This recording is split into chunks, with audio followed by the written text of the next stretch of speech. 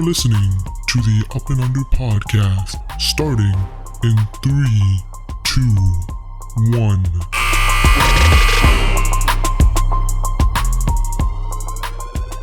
Yo, what's up, guys? Welcome into the Up and Under podcast. I'm your host, Hani. Joined with me, as always, it's Zeeshan. Yo. All right, man. So now we're about 2 months into the NBA season, and it's been a very exciting one, to say the least. But now we're getting into the period where we can start to see, a lot of trends sort of happening. We're starting to see how some of the players are performing, and this seems like a great opportunity for us to kind of start looking at the NBA awards pictures, kind of give our early predictions on who we think are going to win some of these NBA awards. And to be honest with you, comparatively to previous season, it was a lot more difficult for some of these awards to, pick candidates, because usually we like to give a few candidates and then try to predict a winner from those candidates. But this year, man, it's been pretty difficult. Yeah, and again, that part of it is due to the fact that we usually do our predictions earlier, where, we can throw out any candidates. But now, you have a general idea of who the candidates are. It's just about how you think they're going to finish the season, if they even finish the season. Exactly. Hopefully everyone does, but that's just the way of the NBA. And then if it's early team success, or if it's sort of like a blip, like a fluke sort of. It's kind of like the questioning, yeah. the questioning phase of the NBA season.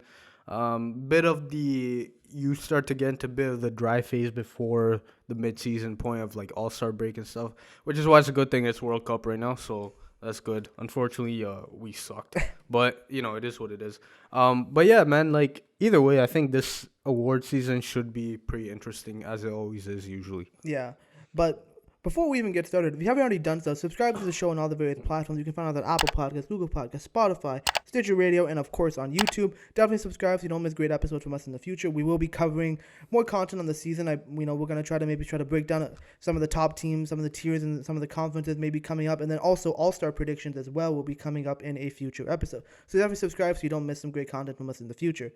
But starting us off with the awards races, and we always like to start off with the Rookie of the Year one, because to be honest with you, it's usually the award that Zeeshan and I care the least about, because let's be honest, it's just a name award. It's a brand recognition award. Pretty much. But that's not to say that none of the rookies this year have been impressive. There have been some impressive rookies, although they're not really from the top of the draft class, which is except for one, which is very, very weird to say the least. But the first candidate that we wanted to bring up for the Rookie of the Year award is fellow Canadian Bennedict Mathurin of the Indiana Pacers.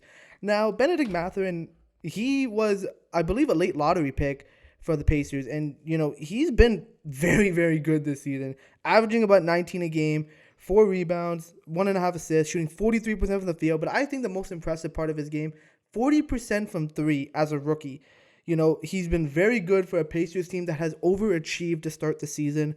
He's been a great contributor. He's talked some shit to LeBron and stuff too. But you know what? The kid's been playing well. And, again, 40% from 3 as a rookie is impressive. Now, sure, his field goal percentage itself isn't that great. But when you think about it, he's averaging 19. He's shooting 40% from the field. He's taking on more responsibilities for the Pacers. So he definitely has a foundation to build upon. And I think so far, he's been one of the more impressive rookies, to say the least. Yeah, he's been good, man. The biggest thing I liked about him is that he's confident in his game. He knows what he can do. He's not a rookie that's going to try to go over his limitations as of right now, though he is very confident in what his, potential is. I just like his attitude, man. He comes into the game, he works hard, he plays well. I just think he's a really good rookie, and being a fellow Canadian, I mean, obviously I'm biased, but I think he's been good, man. Yeah, he's been good. I think the biggest question with Mathurin is, can he keep this going for the remainder of the season? Sometimes rookies will hit that wall, and he just hasn't hit that yet. But so far, he's looked very good for the Pacers. Which brings us into our next candidate for the Rookie of the Year award.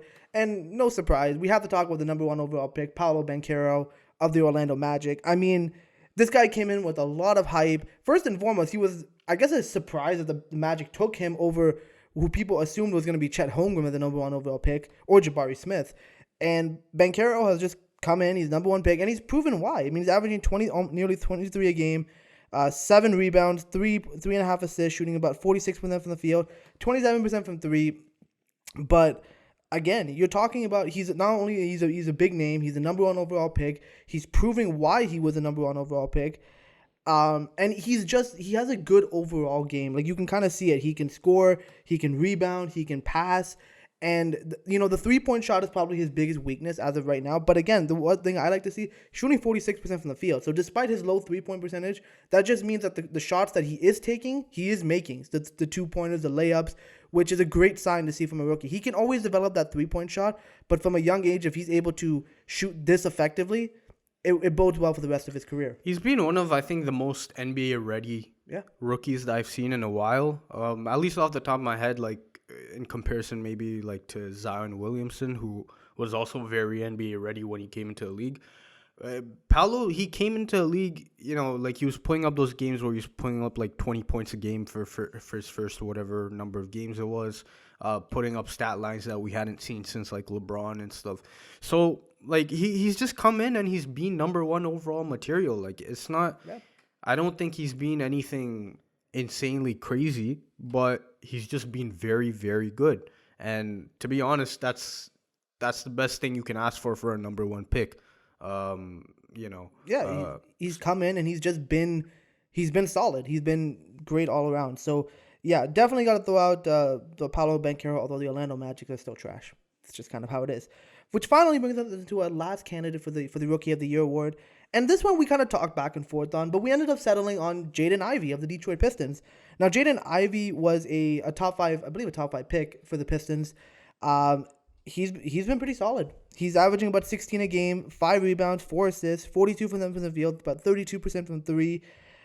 He's just been a solid all-around guy for the Pistons. I think I really like his playmaking abilities. He's super athletic, which I like. And the one thing about him, similar to guys like Benedict Mathurin and Paolo Banchero, he has that confidence. He's willing to take the tough shots, and credit to him, he's made a lot of them. So he's a great, down the stretch player, which is great for him. Now, obviously, he needs to improve on his percentages, but again, you can kind of see there's a foundation there. And on a Pistons team that is rebuilding, he's a solid building block for that franchise. And I think this time without Cade has also been valuable for him, just speeding up that growth. It'll be interesting to see how him and Cade fit when Cade comes back eventually. But I think Jaden Ivey was a very good pick for the Pistons. Yeah, for sure. And if we had to pick a winner out of these three, it's tough. But I think in terms of name recognition, and the overall numbers, I mean, we're gonna give it to Paolo Banchero. He's the big name. He's going to get the most opportunities being the number one guy in Orlando. So he's definitely going to have the most opportunity. So, it would be no surprise to have it's Paolo Banchero winning the Rookie of the Year award. Yeah, moving on to the Coach of the Year award. Now, we have 4 candidates here just because the Coach of the Year is always a bit of a discussion. It's so hard to pick that and word. mainly it's a bit harder now because of the fact that we're doing this so early. And much of Coach of the Year discussion revolves around team record. And so whoever has like a top 3 record by the end and the coach does something phenomenal with the team, then they usually end up being Coach of the Year. So our first candidate is going to be Joe Mazzulla from the Boston Celtics. Now, obviously, he's a first-year head coach. He's leading the best team in the NBA, in my opinion. And likely they're probably going to be the best team or like a top 3 team by the end of the season as well. The main question, I think, for him is that like voters might question how good of a coach is he compared to how good of a team does he have. That's my question. Because we saw Ime Udoka last year take this team to the finals. And so it's a question of how much does Joe Mazzulla really contribute to that winning.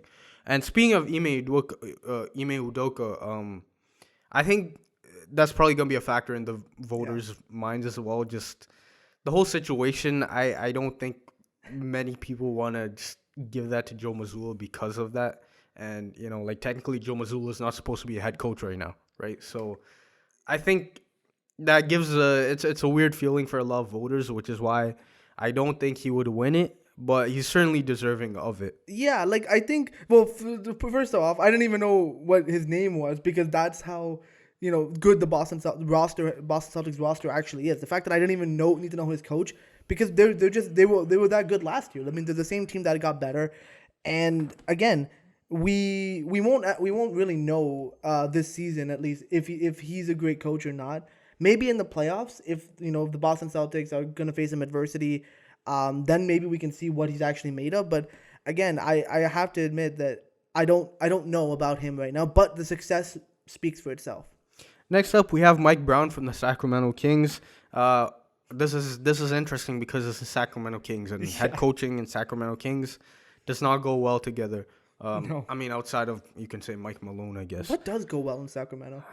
Well, clearly this season's been going pretty solidly. Mike Malone, for his part, has helped the Sacramento Kings finally become a competent team. Not just competent team, they've actually been pretty damn good this season. He came into the training, like you saw his impact when he came into training camp. You saw the interviews that he was doing. He had a different feel about him. He came in with the energy. The players clearly bought in right away to his energy, and he's been utilizing them really well. Something like we talked about, like something that hasn't been mentioned, I guess, that much this season is Domantas Sabonis, how he's been playing. We all talk about De'Aaron Fox and how good he's been playing, but Domantas Sabonis, his scoring has taken a dip, but Mike Brown is really using him as a facilitator and a sister on the point of attack, Which is a big reference on in the offense. So Domantas Sabonis, I think it's been really good to see what he's done with him, other players as well. So Mike Brown has just come into the season and he's changed the culture of the Sacramento Kings. I think that's the biggest determining factor for his bid for Coach of the Year. And it's just a question of whether the Sacramento team will be good enough by the end of the season to get Mike Brown that Coach of the Year award. But if they are, man, like you could really see his name being pushed for this award. Listen, I think it's probably just because how bad the Kings have been that like any level of success is just a huge accomplishment, no matter who it was. But yes, the Kings have looked a lot better. Mike Brown has done a great job. He's also had an experience being with the Warriors, winning championships with them, understanding maybe some of those deficiencies that Mike Brown has had in his previous stints as a head coach that now he's applying to the Sacramento Kings. I think that Warriors stint really helped him. Oh yeah, absolutely. It must have really helped him. And then so obviously you can see some of that coming into play, utilizing guys correctly, bringing that energy. But again, my biggest question with the Sacramento Kings is, can they make it last? They've had hot starts to the season before, and then they regress back to the notorious 11th seed. So I don't know if that happens again. Then here we go. It's another one of those seasons for Sacramento Kings. But if it doesn't, it's a strong case for sure. Light the beam. Next up, we have Willie Green from the New Orleans Pelicans. Now, Willie Green, he came into like his head coaching role last year. He has a good reputation around the league. He's been talked about in a number of head coaching jobs before he got the New Orleans job. Basically for him, it's just like he has no controversy. He gets his team to play hard. He's a well-liked guy, well-respected guy. I like him. And he has a really good team. The New Orleans Pelicans are a really good team. Now the question, similar to other coaches that I've talked about, is whether this New Orleans team will be a top 3, top 4 seed by the end of the season.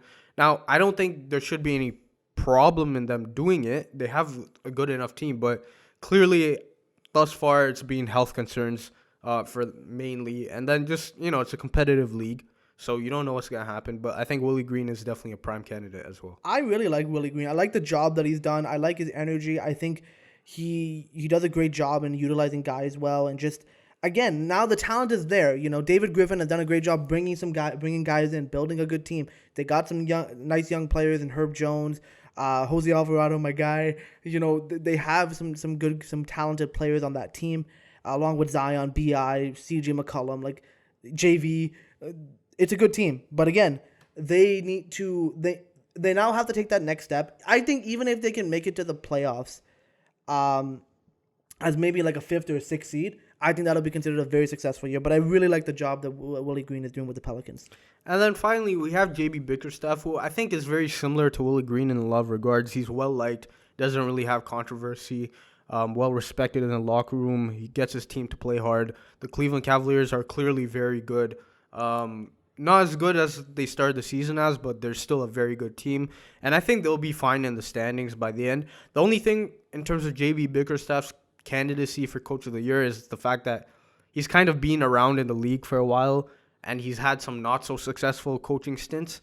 So I think that might just hurt his bid a little bit. But I think, in terms of who our prediction is, we're going to go with Willie Green, just because of the fact that he's a new face in this coaching conversation. His team should be good enough by the end of the season.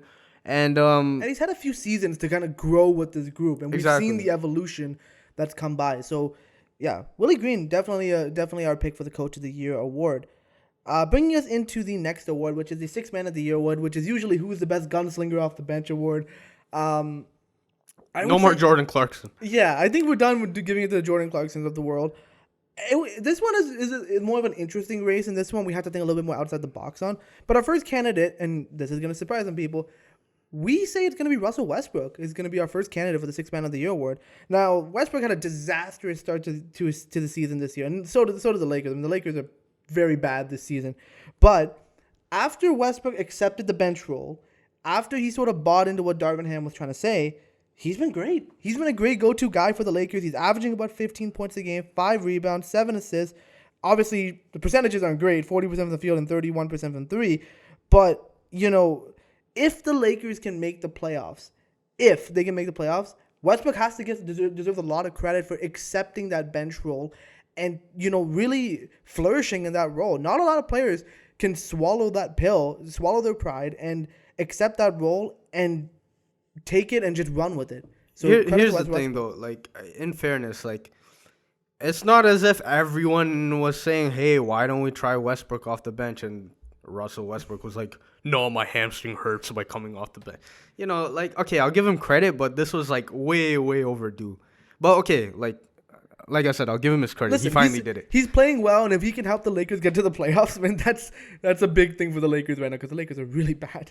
But Russell Westbrook is definitely the first candidate in our opinion. Second candidate, we're gonna put Jordan Poole in this mix of the Golden State Warriors. Now, Jordan Poole had a solid season last year, a breakout year with the Warriors. He got a contract extension because of it, and he's been a decent contributor for the Warriors this season. However, the Warriors haven't been what we expected them to be this season, especially for us, man. Jesus, man, we thought they were going to be a number 1 seed, but he's still been pretty solid. I mean, he's averaging about 16 points a game, 2 rebounds.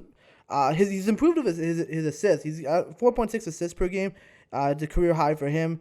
But his percentages haven't been great. 41% from the field, 31% from 3. I'd have to, maybe put that on to perhaps defenses are now trying to key in on him. I'm trying to make things difficult on him. So I'll give him the benefit of the doubt. And also the fact that the Warriors themselves are trying to figure things out with Klay Thompson returning to trying to return back to form. And, the Warriors are going through some turmoil right now. So maybe that's what it is. But again, Jordan Poole is a big reason why the bench hasn't been completely garbage for the Warriors this season. Yeah, man, Jordan Poole, I guess he fits the mold of the Sixth Man of the Year candidate, right? Yeah. Like, he fits the mold, the bench gunner, the guy who runs the offense off the bench. And that's basically what Jordan Poole is. It hasn't gone as smoothly, I guess, as the Warriors have hoped. But I'm going to be honest, I think that's more due to the fact that everyone else off the bench really just sucks rather than Jordan Poole. Yeah. I mean, bro, James Wiseman is getting cooked in the G League. Like, that's not a good sign. That's bad, man. He was a number 2 overall pick, number 3 pick. Yeah, like, if your main draft pick is getting cooked in the G League, like, that's a huge issue. And that's a G League that Chris Boucher won an MVP and a DPOY in the same year. In the same year, so. Yeah, so, I mean, again, like, Moses Moody has been okay. Other than that, they have, Dante DiVincenzo. They have Anthony Lamb. Kuminga's still a project. Kuminga's a project. Like, I guess my point is, like, the struggles, I think, have a lot more to do with the other guys on the bench. Jordan Poole hasn't been what you'd hope he'd been, but he's still been pretty damn good. And if the Warriors recover to a decent, seed, which I think we all expect them to at some point, then I think, Jordan Poole fitting that mold of Sixth Man of the Year, I think he'll be in that conversation. Yeah, especially with the way Steph Curry's playing. I mean, if they don't improve, then that's sad. But I think the biggest thing with Jordan Poole is to fix the consistency issue because he's very inconsistent. I looked at his game log. It was not pretty, man. Yeah. But he's definitely fits the mold of a Sixth Man of the Year candidate. Bringing us to our final candidate for the Sixth Man of the Year award.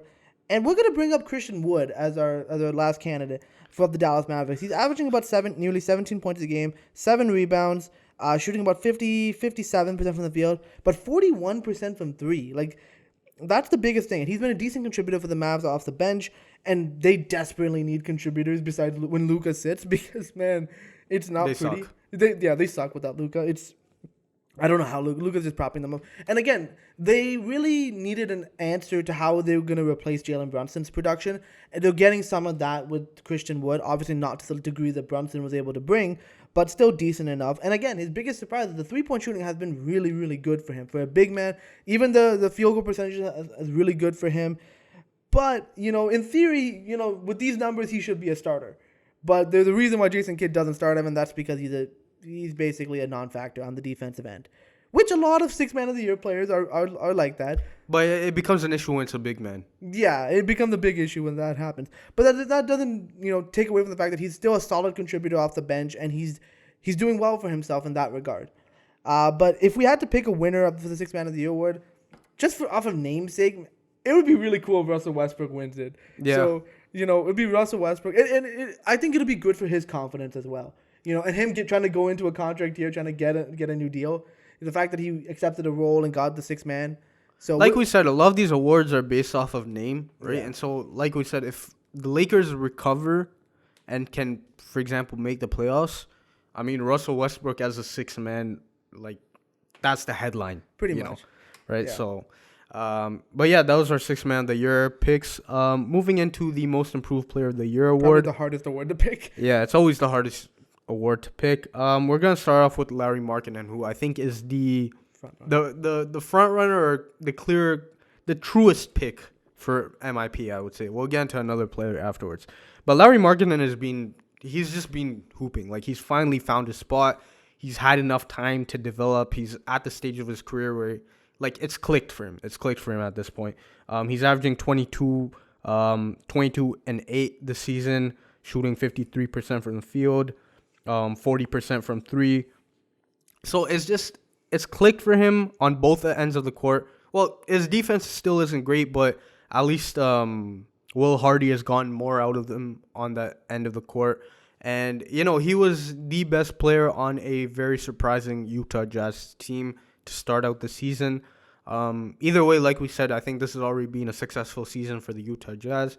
And for Larry Markkinen, this, I think, has also been a successful season to show that he's taken that next step forward. We saw some of this in Cleveland last year, where you saw him really starting to put it together. And now I think on his own team in a new situation where there's no pressure to, be like the next Dirk Nowitzki or something, he's really started to, like, show how good of a player he is.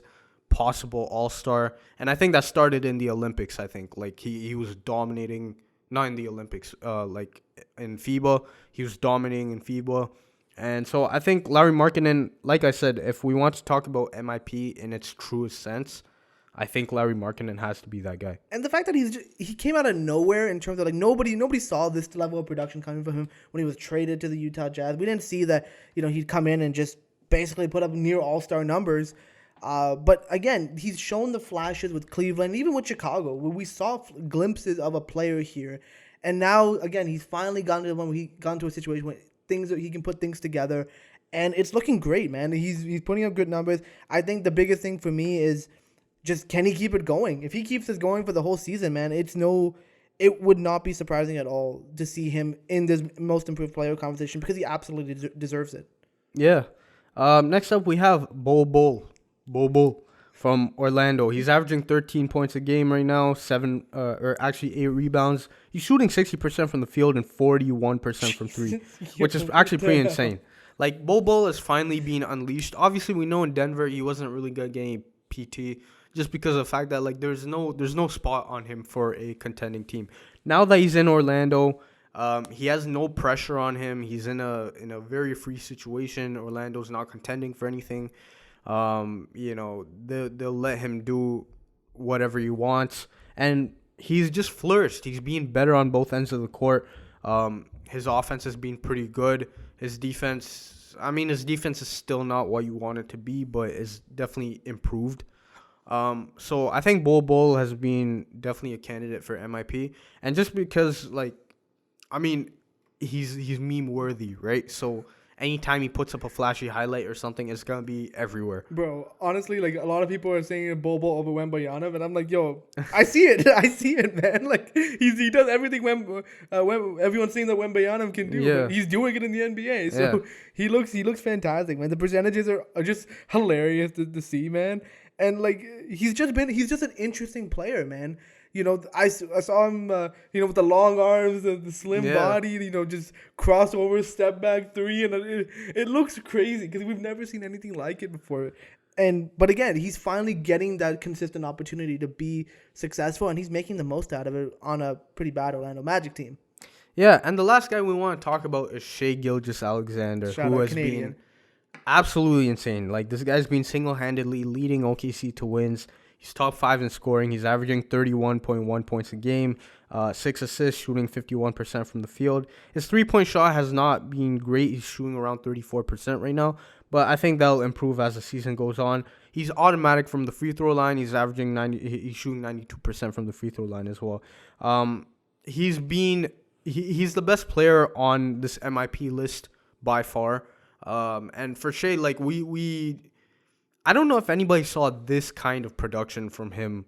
Like, we knew he would be good even as a rookie when he was on the Clippers, but like to the degree that he's just putting up insane numbers in his production. Yeah. And the crazy thing is, like, it's not as if he does anything like flashy or nothing. He gets his spots, he finishes. Plays the right way. He's that guy. Like, he understands the game on a different level than any other guys his age, especially.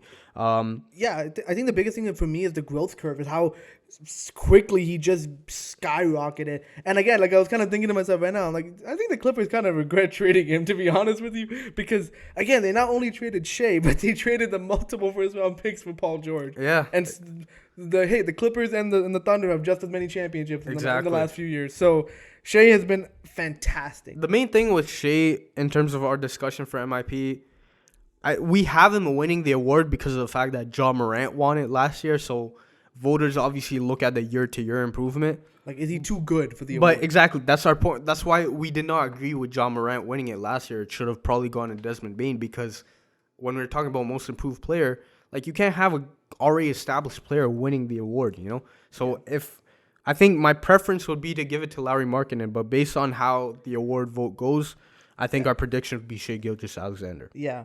For sure. Which brings us into the Defensive Player of the Year award. Now, this award usually was the most stale award in the league. Thankfully, this year we have different candidates, well, except for one. But still, the Defensive Player of the Year award, it's not the flashy award. It's not the award that, you can tell by just looking at stats. You really got to see how a player impacts their team on that side of the ball. And it's usually all about the eye test. And again, the candidates that we want to bring up are definitely worthy for sure. Our first candidate that we got to bring up is Brook Lopez of the Milwaukee Bucks. Now, last season, Brook Lopez had a lot of injuries, and he wasn't as effective as he was in previous seasons for the Bucks, especially in during their championship year. But this season, he's been awesome, man. Like, the guy's averaging 15 points a game, 6 rebounds. But man, take this in. He's shooting 50% from the field, 40% from 3. And not to mention, he's been one of the best defensive players in the league this season.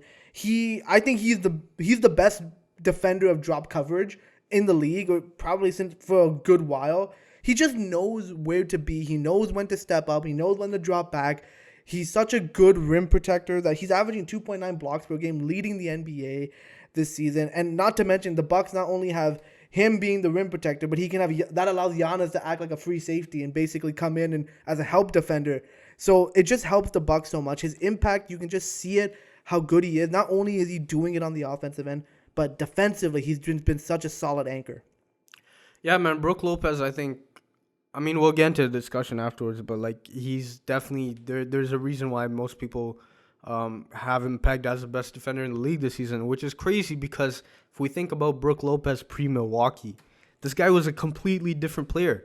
This guy was definitely not known for his defense, did not shoot any threes, and it just shows, like, an NBA player, like, players are never done until they're done, We saw this with a guy like Kyle Lowry in Toronto, and now, like, we see it on a year-to-year basis with Brook Lopez in terms of what he's turned himself into.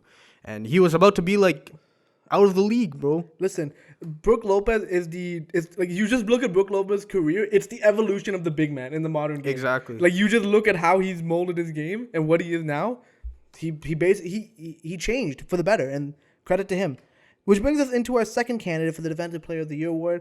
And yes, you're gonna argue this is a homer pick, but he's been fantastic this season. It's OG Anunoby of the Toronto Raptors. Please, Adam Silver, NBA, give this man his respect. If this man doesn't even at least make an all-defensive team, then it's official. Adam Silver has a conspiracy against the Raptors.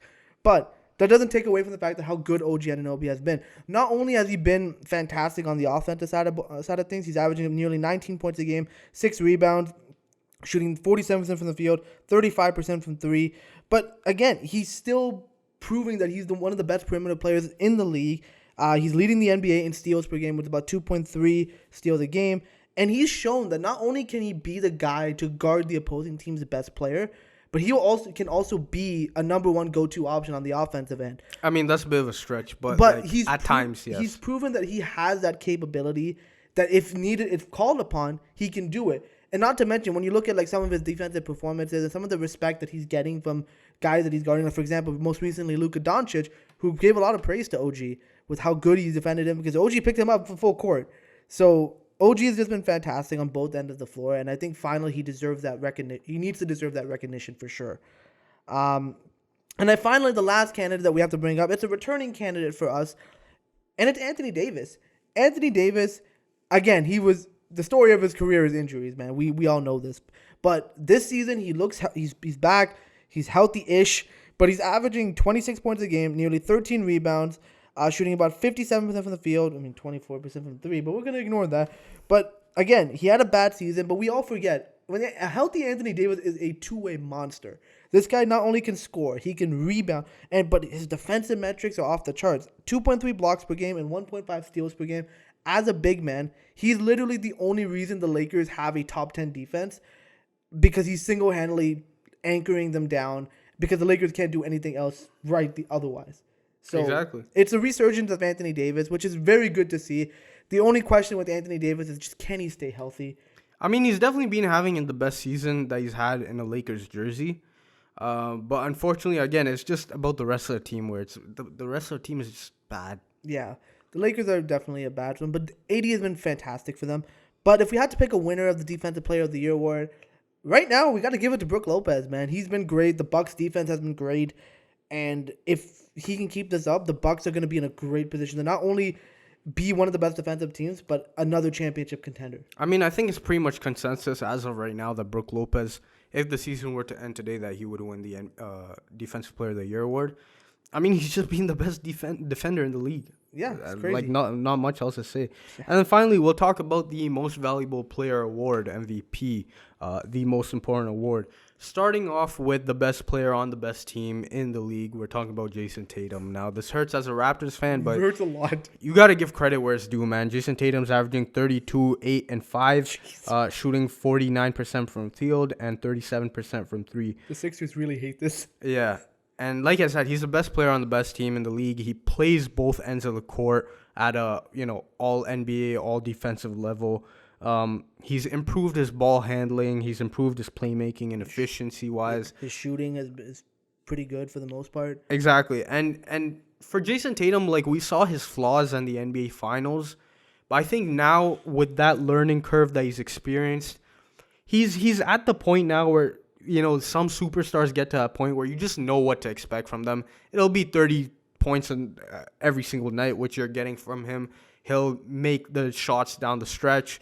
If he even needs to, considering his team is already good enough to be blowing out teams on a regular basis. And, like, he's at the point where he's that guy now. He's that guy, and he's in that MVP conversation. Yeah, no, I mean, Tatum has been great, man. He's scary good. Not to mention, they also have a Jaylen Brown on their team, too. Yeah. So, the Celtics are really, really good. And Jason Tatum, this season, he's been fantastic. I think when you mentioned the both ends of the floor, that's such a key element to his game and why the Celtics can be as good as they are, because they can just switch. They're smart. They play the right way. Yeah, Tatum has been great. Yeah. Next up, we have Giannis Antetokounmpo. He's averaging 30, 31, 12, and 6. And for Giannis, man, like, not much to say about Giannis. It's Giannis. Like, the Bucks are doing their thing right now, especially without Chris Middleton. And that has a lot to do with Giannis. Giannis has had a few bad games throughout the season. But at this point, I think even for Giannis, like we can all tell, like he's doing his thing. He doesn't really care that much about the regular season. He's once again averaging under 33 minutes a game. So clearly, like, and he's been doing this for the past number of years as well. So clearly, Giannis is also, like we talked about Jason Tatum being at that point right now. Giannis has been at that point for the last few years where it's just like, He's at the LeBron level where he's so dominant that it becomes boring. Basically. But he's so likable too, which is like the guy's personality is so likable. Unless you're a ladder. Yeah, unless you're a ladder. But yeah, that was Montrezl Harrell's ladder fault. gate. That was Montrezl Harrell's fault, man. Like what the hell, man? Let the guy shoot, man. But still, he's great. He's been great. He's just been one of the best players in the league and super humble guy too, which a lot of people overlook that. Super humble guy. But again, the one thing that is held against Giannis is that the fact that he's already won an MVP award, and two MVPs and a Defensive Player of the Year. So, he's kind of he has exactly. It's the LeBron pretty discussion, much, yeah. right? And then finally, we're talking about Luka Doncic, who's averaging an insane amount of stats, bro. He's averaging 34, 9 and 9. He's shooting 51% from the field. Once again, his 3-point percentage is not great. He's shooting 33%. And obviously, we know what his free throws are as well. He's having a historic season, to put it lightly, basically carrying the Mavericks as of right now. He's doing what, like we talked about LeBron with Giannis, he's basically doing what LeBron did in his first stint in Cleveland. I think what's interesting is that there's a very valid James Harden comparison now. If you look at the play styles, you look at the stats, you look at how they operate, this is basically what peak James Harden was as well. Obviously, like, Luka's doing a little bit more because he has to, but they're very, very similar. And what's crazy about James Harden is that James Harden did it on a yearly basis, and he made it look normal, right? So, but obviously that's not the conversation. We're talking about Luka Doncic. And he's been knocking on the MVP conversation for a while now, especially for the last couple of years. He's better than ever on both ends of the court. I think defensively he's really, really stepped up his game. Jason Kidd has been pushing him hard on that end of the court, and he's responded as a result. He's not a terrible defender anymore. He's at least, you can say, somewhat average. Similar to what James Harden had to do. Yeah, exactly. Again, the problem, like we mentioned before, is that his team sucks, to put it lightly. Yeah, I mean, now that you bring up the James Harden comparison, it's very hard to not see it that way because it's very similar trajectories. Harden was putting up insane numbers, and it was only after Harden did it like multiple seasons in a row that people were like, okay, finally we'll give him the MVP award. And probably something similar like that's going to happen for Luka because unless he gets the team success, it's hard to justify giving him the award. But the numbers are absolutely I mean, insane. even the play styles, too, are very, very similar. Oh, yeah, for sure. But again, I think a lot of that has to do with the fact that he has to do it. And that's the biggest thing with Luka Doncic. But again, he's one of my favorite players to watch in the league because what he can do with the ball in his hands is just something that's so unique. And he's been doing it since he got into the league, man. He's been one of my favorite players. I called that this guy was going to be a superstar. I still think Atlanta made the biggest mistake in the world trading out of that pick and not taking Luka Doncic. But hey, at this point, the Mavs have him, and he's a future MVP for sure. And yeah, so if we had to pick a MVP pick as of right now, I think we'd go with Jason Tatum, just because it's a very easy pick to make. He's, like I said, he's the best player on the best team in the league. He's just at the point now where it's like there's not really any questions about him. We know what he is on a consistent basis.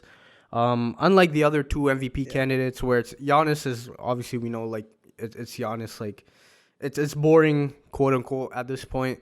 And Luka Doncic, like his team's not gonna be good enough unless they make some crazy trades. Yeah. So I mean, I think the clear-cut MVP front runner as of right now is definitely Jason Tatum. Listen, by far. Jason Tatum can have his MVP, but he's still gonna have one less ring than the Raptors. That's just how. We'll see by the end of the season. We'll see. But either way, those were our early season awards picks. Let us know what you guys think, agree or disagree, in the comment section on YouTube or on social media. Bringing us finally into a very quick and short up and under segment for this week. First and foremost, are you up or under on Al Horford signing a extension with the Boston Celtics, worth about 2 years, about $20 million? I'm up on it, man. Shout out to Al Horford making that money still. And I mean, it's a good contract for the Celtics, man. $10 million a year. And the thing is, like, after his Philly stint, we're like, okay, this guy's finally done. Yeah. And then this guy got back to Boston, and he's done very well again. So, like, shout out to Al Horford, man. Like, he's been he's been that consistent guy throughout his career. Some guys like playing for his particular team. And Al Horford loves to play for the Celtics. I think he's been fantastic. And he's always played the right way too. Like, he's always done his job. He's a good guy. And so, like, yeah, man, shout out to Al Horford. The Celtics got another bench piece as well, or depth piece, you can say. And, yeah, man, it makes the transition, I think, better. He has 2 more years to kind of mentor Rob Williams even more. So, yeah, man, I think it's a good move all around.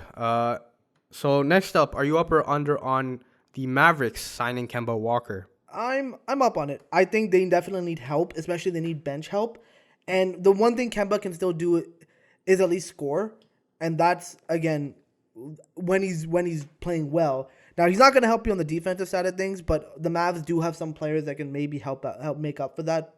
But again, the biggest thing is they need scoring. They need to give Luka some rest and take some load off his plate. And signing a guy like Kemba Walker should, in theory, help him, because guys like Facu Campazzo and these guys they waived Facu Campazzo for Kemba Walker.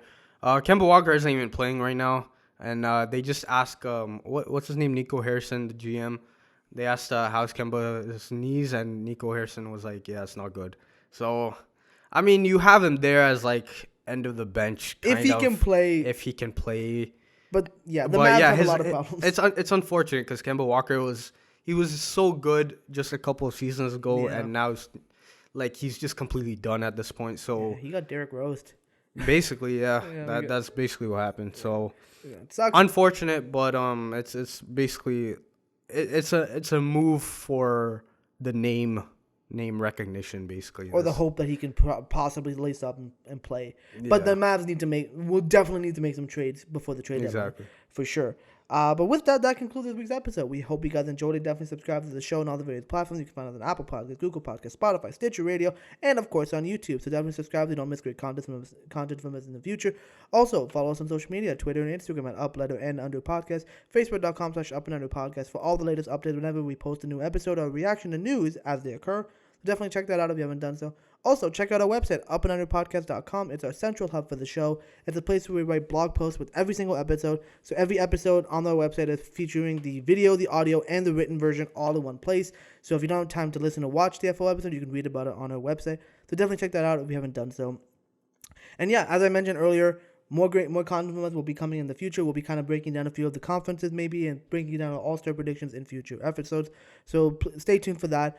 And yeah, man, this season has definitely been exciting. Things will be picking up probably in the trade market now that the December 15th deadline is fast approaching, when players that signed contracts in the offseason will be eligible to be traded. So it's going to be interesting to say the least. But yeah, with that concludes this week's episode. We'll see you guys on the next one. Take it easy.